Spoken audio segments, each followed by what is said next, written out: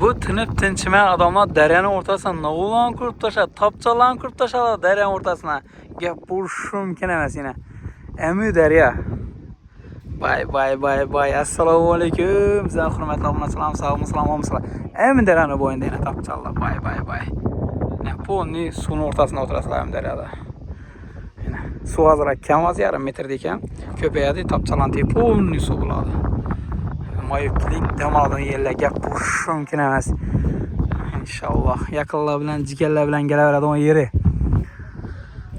Xudo xolasa, yaqinlar jigarlar tashab qo'yasizlar, biz qachon dam olamizda. Bizlar ham yaqinlar bilan kelganmiz. Hammaga ham men bozor kuni dam olish kuni meni spinklar olib kelaverasizlar. Bay, gap bu mümkün emas yana. Azroq kam, 40 ko'rinib turibdi-ku, suv 1 metr, yarim metr ekan. O'sha suv ko'paygandan keyin bunday polni suv bo'ladi. İnşallah.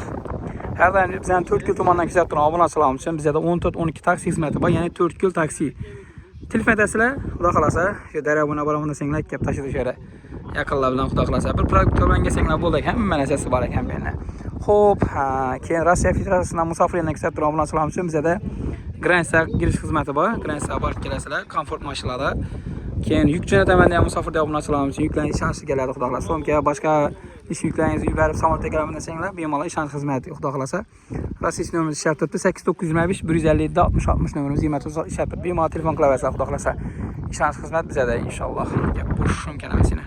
Hamdaram bo'yinda Mardonbek, Jasurbek, Azbek variantda Obodjonlar, xudo xolasa, Sanchoba hammamiz birga ekanmiz. Yoshlikni istab, gap bo'sh mumkin emas. Chiday.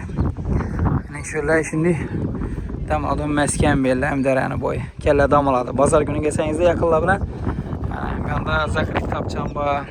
Mendan ko'rsa zakrikini. Hamma narsasi bor. Kelib o'tirsang bo'ldi yaqinlar bilan tapchalar. Bay ketami? Maşallah. Juda ajoyib. Bay. Ajoyib. Sog' bo'lsa, omon bo'lsalar, xudo xolasa